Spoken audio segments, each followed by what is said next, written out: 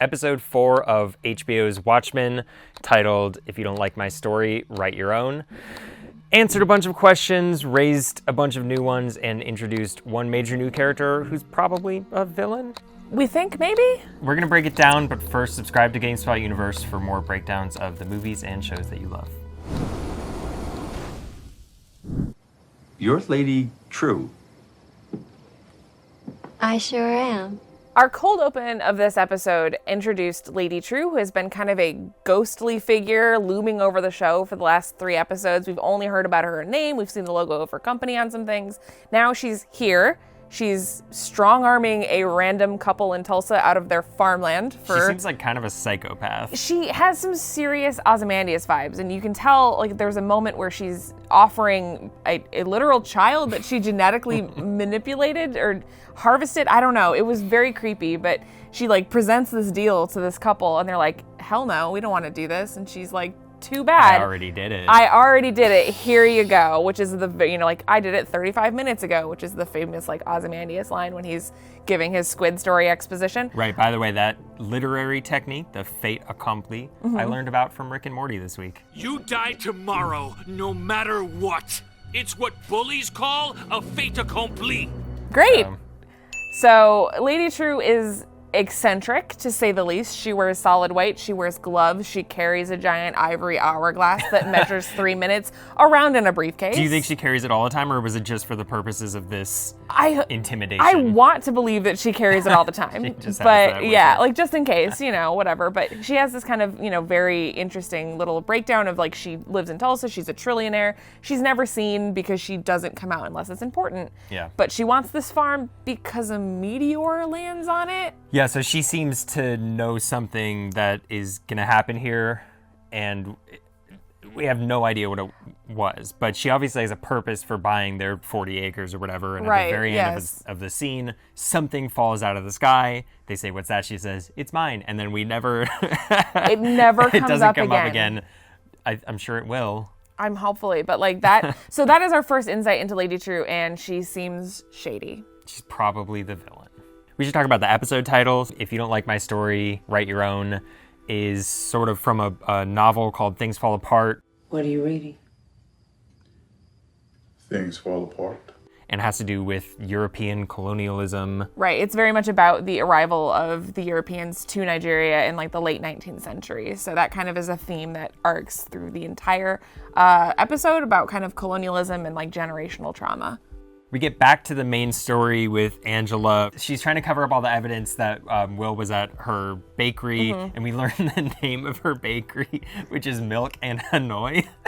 Which we kind of knew already because it's on the billboard, like it's on like the little overhang. Well, we sign. hear her answering machine, so we hear it said out loud, and it sounds amazing. And then her slogan is "Let Saigons be Saigons." Oh, amazing! I hope that one day she really opens this bakery. I hope so too. So she goes to the cultural center and does her dirty cop thing, which is she breaks in and pretends. She calls in like a fake alarm and breaks in. It's really good, but then so she learns there's a whole complicated thing with the family tree here. It's really cool, like the literalization of a family tree by taking an encoded acorn and like turning it into like a hologram. Yeah, it's amazing. I found myself thinking, like, what is the point of this? Like, they could just have it on a screen or whatever. But like it felt like ritualistic, and like it imbues that act with meaning for you to take like an actual a seed totem or and something and drop it in. I thought that was really cool. It was very cool. I really liked that a lot. And so it seemed to have the effect on her. It definitely did, right? because like, we see that she actually has Will like in her family tree. We also learned that her great-grandparents were killed in the Tulsa massacres. Like, there's a lot of weight here in this scene. Like, a lot of historical weight happens to Angela right in that moment. And we also learned that she's not stoked about Will still. Like, she's not forgiven him. She's not like interested in him. She wants him to stay out of her life. Yeah, she seems conflicted because she says more stuff later in the episode, but right now she's saying, Leave me the f*** alone. This scene ends with Angela hearing a loud noise, and she rushes outside, and we get the reveal that this was happening simultaneously with Laurie's phone call from the last episode. And then Angela, of course, sees her car having just fallen from the sky. She has this little exchange with Laurie, and then she gets the pills, which Will left in the car. She takes the pills, to Looking Glass's Yes.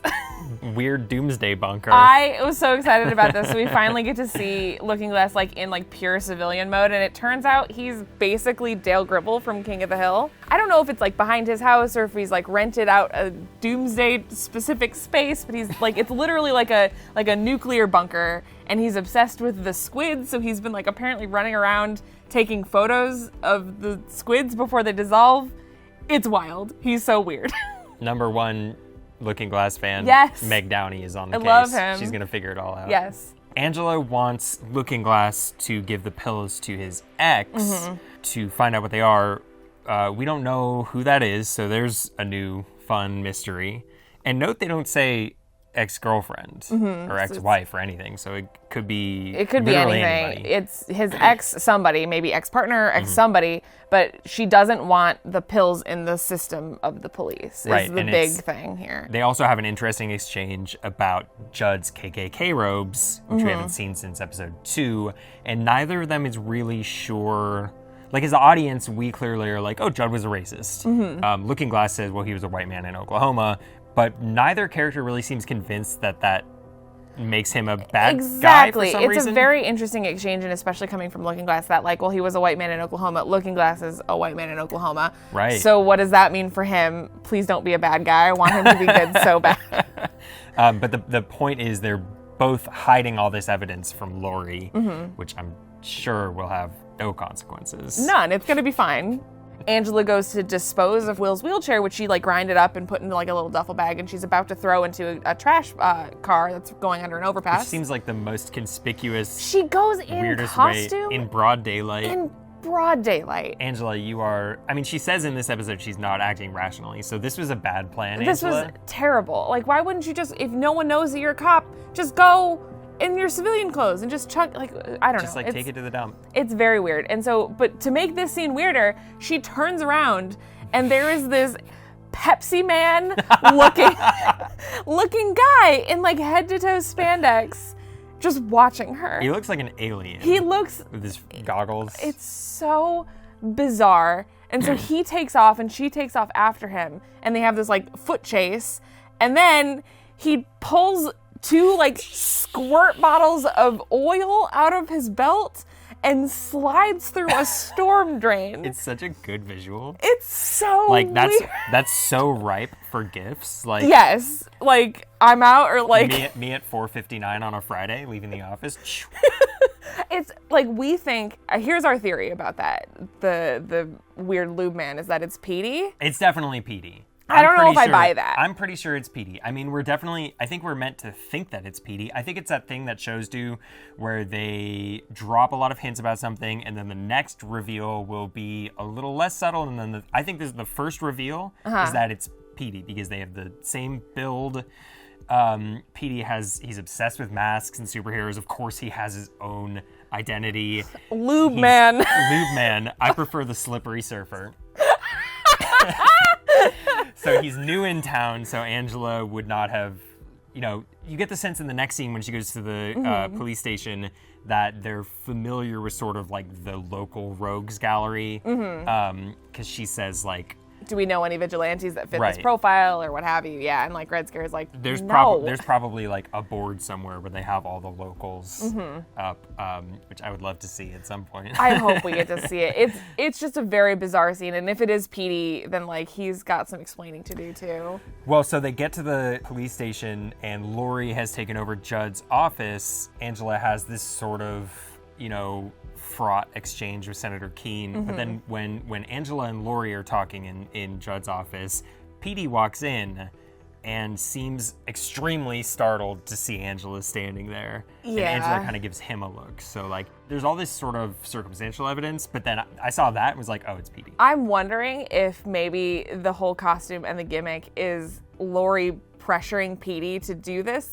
tail her, and it's her idea of a joke to make him have the stupidest possible. You think Laurie's behind it? Yeah, I think maybe if Laurie's got Petey on the case, then she's oh, you can dress up, but I'm gonna pick your costume. That's and actually it's a very Laurie thing to do, amazing. right? To give him something super dumb. I would put money on that if it is Petey. The other thing that happens in that scene between Laurie and Angela is Laurie reveals that she has learned some things about Will that Angela and that we didn't previously know.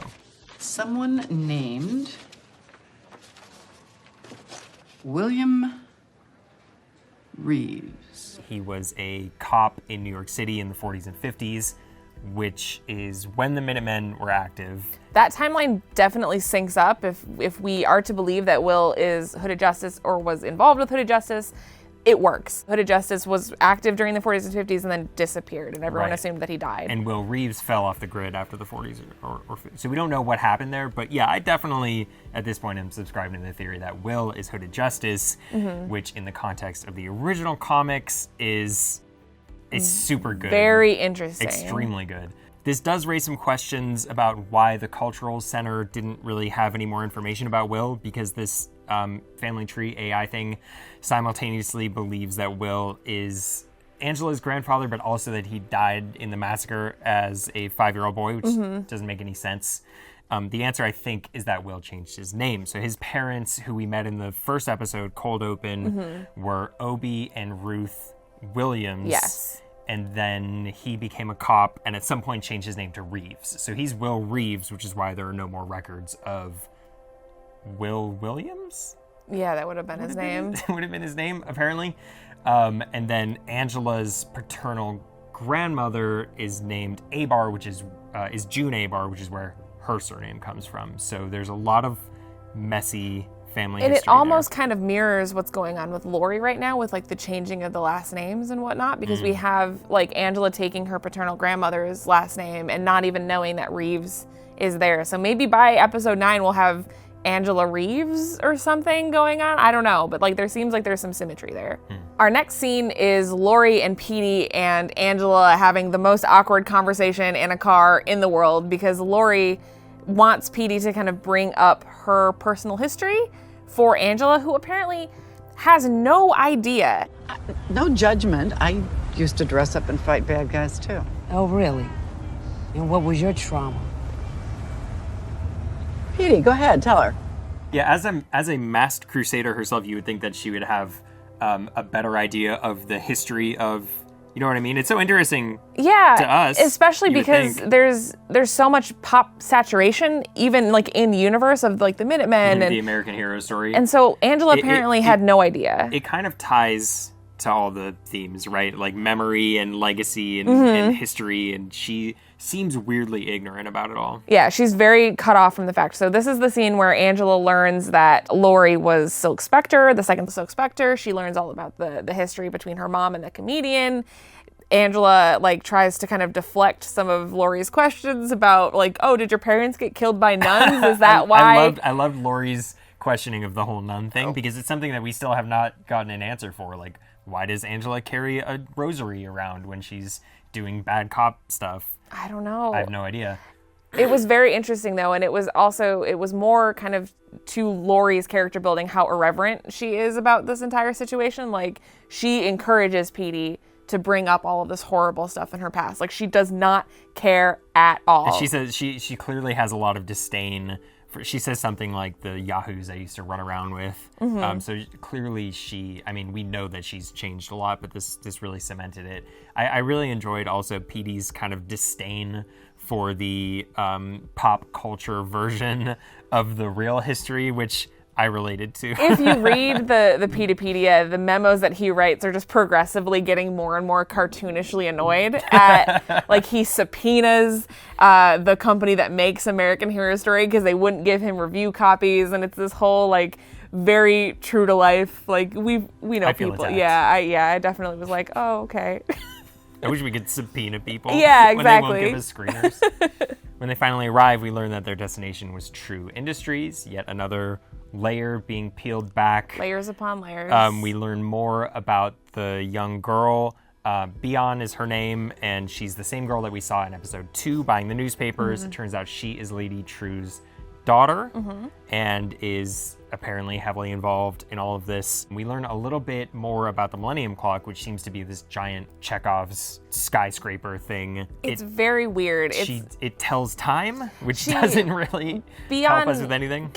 She relates it to the Seven Wonders of the Ancient World when she kind of references like the fact that the Library of Alexandria was how did the Library of Alexandria get? Some earthquake, fire, I don't know. Yeah, the Library of Alexandria burned down. The Colossus. Yeah, the Colossus of Rhodes was toppled by an earthquake, et cetera, et cetera. And so the point she's trying to make is the fact that like they are building this structure to withstand everything but a nuclear blast, which is why it's in Oklahoma, because it's landlocked and there's not really a lot of like earthquakes or anything. You really only have to worry about tornadoes, and apparently if it can stand up to a nuclear blast, it's fine with a tornado. So we also learned in this scene that Will and Lady Trieu are working together when Trieu communicates to Angela that her grandfather wants to know if she got the pills. It's a very awkward, they have this little exchange in Vietnamese, but it confirms a bunch of things, right? Like it confirms that the drones at Trieu Industries were the things that abducted the car.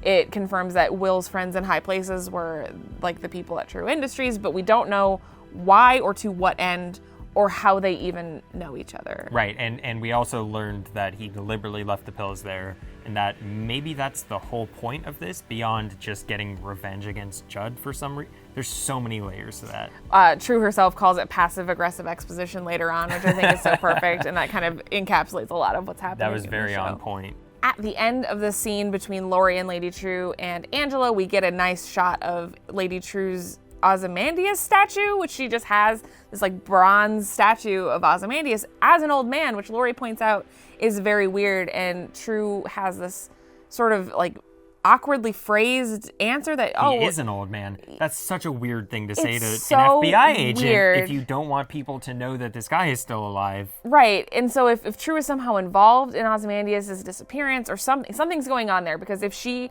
was trying to keep up the ruse that he's dead, or if she believed that he was dead, she would say he was an old man, right? Not he is an old man. But she seems to know that he's alive. So to me, that confirms that she has something to do with There's something his going on imprisonment. there. Speaking of which, we learn a little bit more about the whole clones situation. So Ozymandias, Veidt apparently harvests them from like lobsters? A foggy lake in the moonlight. Like it was such like an evocative scene of him pulling newborn fetuses out of the water and then chucking them aside. He's got to pick out the good ones, I guess. What is he shopping for here? Like, know. what are the traits? Apparently he needs one boy and one girl because he keeps making them in pairs. I don't know. That seems like his own decision. Yeah, though. I mean, it's like an arbitrary thing. But Because we also learn in the scene, so after he cooks them up, oh my God. After he microwaves them? After he grows them, we learn a little bit about, like, you know, I am your master, I am not your maker, so he's definitely not behind any of this. Not at all. And then we see the massacre scene. He says that he's been there for 4 years. The cake in this scene has 4 candles on it if you look closely. So that definitely seems to confirm the theory that these are not, you know, concurrent. These things are not happening concurrently with the rest of the show. He's been here for a long time, and the scenes that we have glimpsed of him are essentially happening one a year. Yeah, that seems about right. Which is also helped by the fact that in the previous episode, he had a tiny little catapult model in his workshop, and now he has a big f***ing catapult, and he's angry birdsing the corpses of his servants. So he's massacring his servants and then loading their corpses onto this catapult and then flinging them out and studiously doing calculations. Yeah, and so we learn that there's this is the first time we've really observed the fact that he's in somewhere with limits, because he throws them in the sky and they blip out of this dome. Right, and it seems like he's in space because we had the previous episode, he, sent Mr. Phillips somewhere, and to the great beyond. There was that hard cut where he's in this suit and then has died of apparent exposure to extreme cold, and so the show wasn't quite ready to make that reveal, I guess, but now we're flinging people through some sort of invisible barrier, presumably into space, and then there's a very suggestive shot of the moon. So to me, that confirmed. Again, he's probably not on Mars. He's probably on the moon. It's again that thing of revealing things in peeling back Yes. layers, and it gets more obvious the further down you go. To me, he's on the moon. That's the show's way of communicating that to me. So probably not Dr. Manhattan. I'm now looking more at Lady Trieu. Yeah, and especially if we know that Lady Trieu does have the capability to make babies, which she showed us in the cold open, then she could definitely have a baby garden, I guess. Baby pond. Yeah, a baby pond that, she just kind of microwaves them up. There's also the fact that she's running his company right now, and there's some disagreement between something Laurie says and the Peteypedia about the sequence of events there. So did Veidt disappear and then Lady Trieu bought his company, or was it the other way around, or did it happen at the same, on the same day? We don't know. Yeah, there's a lot of very interesting and shady things going on with Lady Trieu right now that I'm really excited to see pan out. I'm really excited for Veidt to escape. Hopefully that spacesuit works. It didn't work so well for Philips. Yeah, but he's had a couple years to work on it. True. Angela gets home at the end of the day. She finds Cal reading this book, Things Fall Apart. She spoils the ending for him because she's trying to pick a fight about Cal talking to Laurie. And they have this exchange. Angela seems very concerned. I get that she's concerned that Cal talked to Laurie without letting Angela know, but then Angela also has this pointed, she wants to know if Cal told Laurie about his accident, and they never mention it again. I have no idea what that seems means. very, very odd. I think this is the first time they've brought this up, It right? is. So It's the show subtly throwing in another mystery, another question for us to have. Right. We have really no information about who Cal is, aside from the fact that he was in Vietnam at the same time Angela was, and they met somehow. And so now apparently there is some secret accident that would be bad news if the FBI found out about. So weird. They also, another part of this conversation is Cal suggesting to Angela that Laurie might be on their side and might be able to help Angela find Will. Angela saying, I can find him myself. She also said to Lady Trieu, tell him he can ask me himself. But then when she was at the cultural center, she, Wants him to stay away from her. told the universe, she wants him to leave her the alone. So there seems to be she seems to be conflicted about this, which I think is understandable. The final scene of this episode takes place back at Lady Trieu's home, where we get this very interesting moment of Beyond asleep with an IV in. She's hooked up to something. And it's a true branded bottle. So we know that whatever she's on is made by her mother. And she wakes up from a nightmare and she goes and finds her mom and basically explains that she had a nightmare about the Vietnam War, which seems bizarre because Beyond is clearly 15 years old and would have no context for this, but she had a very literal, she says that her feet still hurt from walking in the dream, which is very bizarre, and it really makes me feel like there's something going on here as far as what kind of medicine Trieu Our is. theory kind of is that whatever's in the IV is the same stuff that's in the pills that Will has, left this breadcrumb trail for Angela about, and it has something to do with memories. So beyond whether she's Lady Trieu's daughter or a clone of Lady Trieu or some third thing we haven't even thought of, is somehow using these drugs, experiencing Lady Trieu's actual memories. And then when Angela takes the pills, which she'll find out what they are and she'll get curious, whatever, she will somehow experience Will's memories. Maybe that's how we'll learn, his history, that he's hooded justice, something important for her. But then, speaking of Will, we also get this reveal in this scene for sure that Will and Lady Trieu are working together. He's just hanging out there with her and doesn't need a wheelchair at all. He's totally fine. Which, for a dude who's over 100 years old, there seems to be something else going on with him. There has to be. There's no possible way that he's this healthy if he really is the child that was, the son of a person who was in World War I. There's no way. Time travel, superpowers, I have no idea. But there's a lot more going on in this scene as well. We get the show's actual first doomsday countdown. How much longer?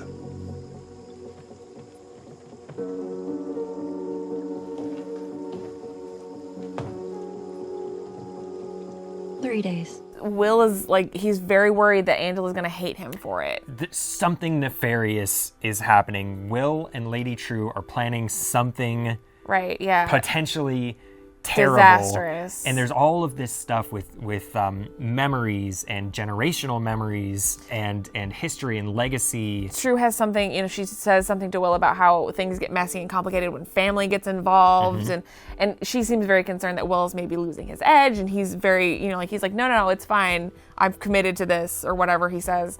But there's something going on in this moment that is not going to be good for anyone, is the impression that I got. There was the quote earlier when they said, what does the Millennium Clock do? It tells time. Like, what does that mean? It probably doesn't tell time like a watch does. No. Maybe it tells the story of time. Maybe they're compiling memories using this drug somehow.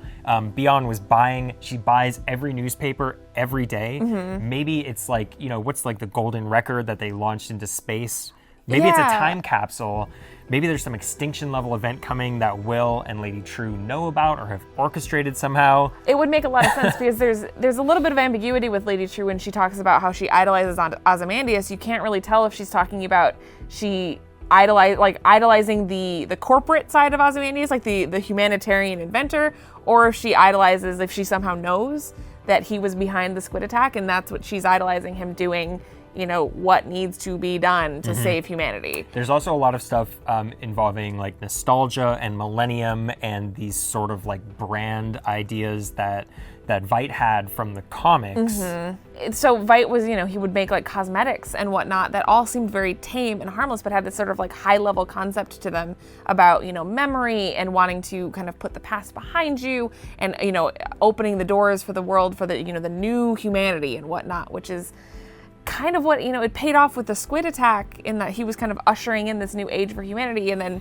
Trieu here says that, or Beyond says that the Millennium Clock is the first wonder of the new world. So it makes me think that there's going to be something. It seems like a combination of both, like maybe Lady Trieu like appreciates what he did, but also recognizes the importance of, maintaining a sense of history. I don't know. We're just like way in the weeds here. Right. There's a lot going on. Hopefully next week we'll get more answers. That's what I hope for. Hopefully next week we'll get like 10 new mysteries that we'll never learn the... No, I mean, if you listen to the first episode of the official HBO Watchmen podcast, Damon Lindelof says in there that this story is self-contained. So he's not saying they won't do another season. He's saying he didn't plan it that way. So it seems like he promises that all of the mysteries and the questions the show has brought up will get definitively answered by episode 9, which is the last episode. That would be unique for a show, in speaking of legacy, in the legacy of Lost, it would be really cool if we had a complete total finale. I guess that's our personal doomsday clock. Watchmen is on a 9-episode countdown. Yeah, we have 5 more episodes to get some answers. So that was Watchmen episode 4. If you don't like my story, write your own. I love this show. Me too. I'm so excited to be wrong about all of my theories. We're going to keep breaking this show down. We're going to be back next week for episode 5. In the meantime, thank you for watching. Let us know in the comments if we miss anything. Hit us up on Twitter. I'm Rogue Cheddar. She's Rusty Polished. And until next week. See ya.